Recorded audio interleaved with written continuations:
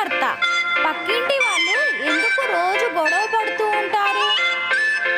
భార్య: మనకెందుకండి, వాళ్ళ మధ్య 1000 ఉంటాయి.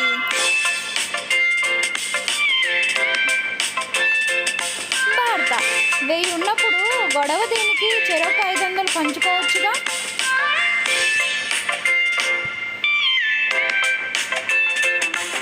దసరా సెలవులకి బంధువులు ఊరికి వచ్చాడు రాజు. ఆడుకోవడానికి బయటికి వెళ్తుండగా వర్షం మొదలైంది. రాజు: అరే రవి, మా ఊళ్ళో గంట సేపు వర్షం కురిసినా 10 నిమిషాలలో చుక్క నీరు కనిపించదు. రవి: ఓసి అంతేనా, మా దగ్గర 10 నిమిషాలు వర్షం కురిస్తే చాలు, రోడ్డే కనిపించదు. నచ్చితే లైక్ చేయండి.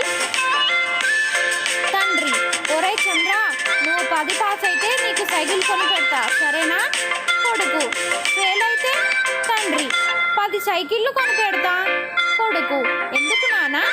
తండ్రి: సైకిల్ షాప్ పెట్టుకోవడానికి.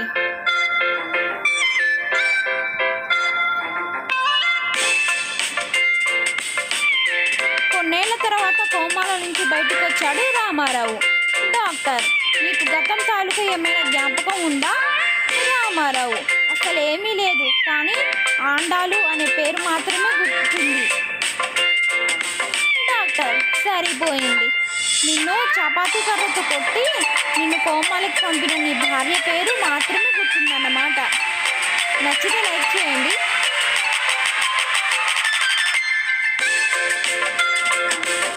భర్త: ఫోన్ చూస్తూ వంట చేయొద్దని నీకెన్నిసార్లు చెప్పాలి? రసంలో చింతపండు లేదు, ఉప్పు లేదు, కారం లేదు. భార్య: తినేటప్పుడు ఫోన్ చూడొద్దని మీకెన్నిసార్లు చెప్పాలి? మీరు రసం పోసుకోలేదు, అన్నంలో నీళ్లు పోసుకున్నారు.